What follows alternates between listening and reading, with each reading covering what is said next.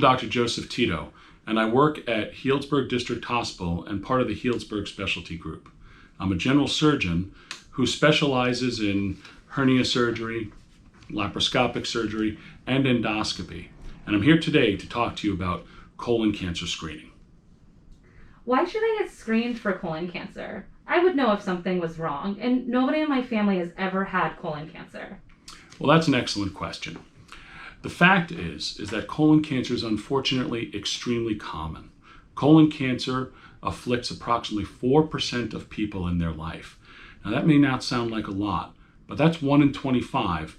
And I think if you had a 1 in 25 chance of winning the lottery, you'd probably play it every day. Colon cancer is the leading cause of cancer death in men and women in the United States if you take away lung cancer. So for non-smokers, actually, colon cancer is their largest cancer risk. Colon cancer screening not only has the ability to detect cancer, but very, very fortunately, colon cancer screening is able to remove polyps before they become cancer. And that is the key to good health. And what age should I get screened for colon cancer? Generally speaking, and for the last several decades, the most common recommendation is that a person of average risk or low risk should start a colon cancer screening program at 50 years old. That's 50. That is currently being reviewed and may actually go to 45 soon. So I would ask you to stay tuned on that. Many societies have adopted 45 as the new recommendation because we are seeing an uptick of colon cancer in the young. However, currently the recommendation stands at 50. Are there any other ways to screen for colon cancer? I'm fearful of a colonoscopy. That's completely understandable. It's not a normal thing to have done. However, colonoscopy is still the gold standard in terms of sensitivity at detecting early polyps and early cancers. None of the other tests approach the effectiveness of colonoscopy. There are, however, other tests. Historically, we used to do something called a guaiac test, where a little bit of stool was put on a piece of paper, and we took a medicine dropper and put some chemical on it. If it turned blue, that would indicate that there was possibly some blood there, and that would get the person to have a colonoscopy or another test. That test is terribly non-sensitive and specific. In other words, it is positive very often when there is no blood, and it is negative sometimes in cases of even advanced colon cancer. There are new tests that have been developed, including tests on the DNA in the stool and more specific tests for blood. Those are better, and for people who truly have contraindications to colonoscopy, they can be a good way of screening. However, I emphasize again, colonoscopy is still the gold standard and the most common tool used in America today for colorectal cancer screening.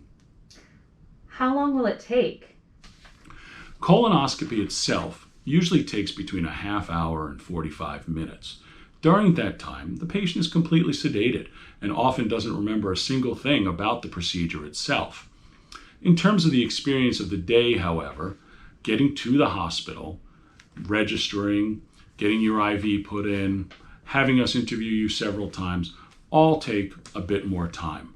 I usually tell patients, count on about a 2 to 3 hour experience from the time they enter the hospital to the time they walk out the front door.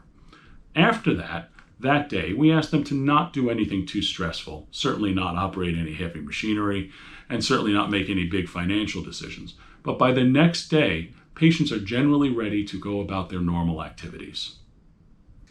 I have heard the prep is terrible. Do you have to have the prep? Is there one that's better than the others? Well, I'm not going to lie. The prep isn't fun. It's not something we have patients come in and ask for when they're not having a colonoscopy. But there are many different preps, and we have many choices to make, and I try to tailor the prep specifically to the patient's needs. The old high volume prep that possibly you heard about from some relatives is one that isn't often used anymore. We use about half the volume of fluid. I often tell patients, however, that in addition to a good supply of toilet paper, the best thing they can have for the prep is a good sense of humor. You're going to spend some time on the toilet. Have some good reading material available. Have a sense of humor about it, and it will go well. And what if you find something? Well, again, I would say to that person, congratulations. This is why we do the test. Approximately 30 to 40% of people with low risk will have a polyp at the time of their colonoscopy. That polyp may have been destined to grow up to become a colon cancer. A polyp is generally the size of the eraser on this pen, very small and can easily be removed by colonoscopy. We think it takes about 10 years for such a polyp to grow up to become a colon cancer. Colon cancer, I brought this rock because it's a good representation.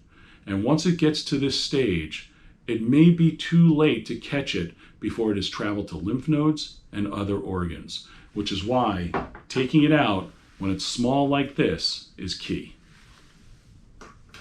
And what can I do today for my colon health? I think the best thing to do first is talk to your family. You may have risk factors that are unknown.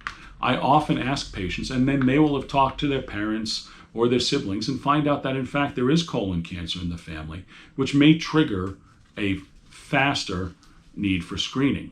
For example, if someone has a relative, a first-degree relative, such as a sibling, a parent, or even maybe tragically, a child who has had an experience with colon cancer, earlier screening is indicated. So the first thing to do is be aware of your family history.